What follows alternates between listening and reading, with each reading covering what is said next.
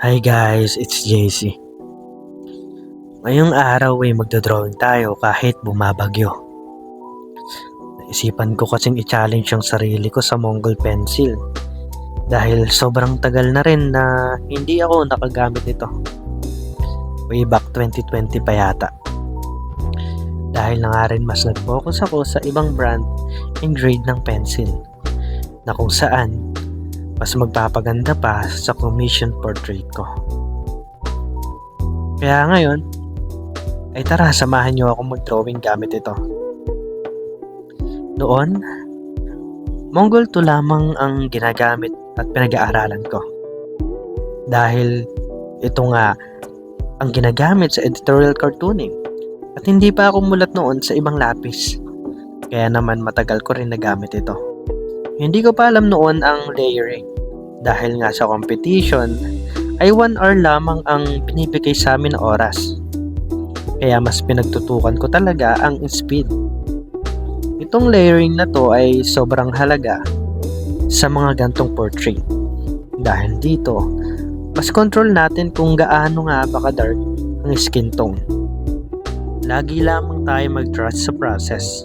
Mahalaga na ang ating unahin ay ang dark spot upang mas makuha ang form nito.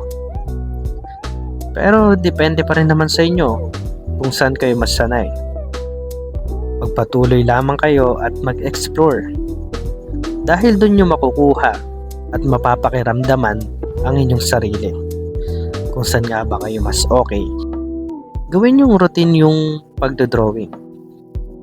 Halimbawa, araw-araw magdodrawing kayo ng 10 minutes o kaya naman ay 30 minutes. Depende na yun sa inyo kung gaano nga ba kayo ka-committed.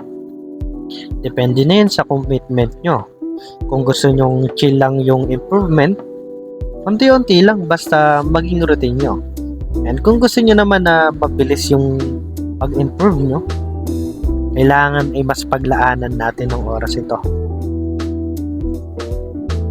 Tandaan natin na sa konting pagsasanay sa katawan ay may malaking pakinabang. Hindi natin dapat minamadali ang pagdodrawing.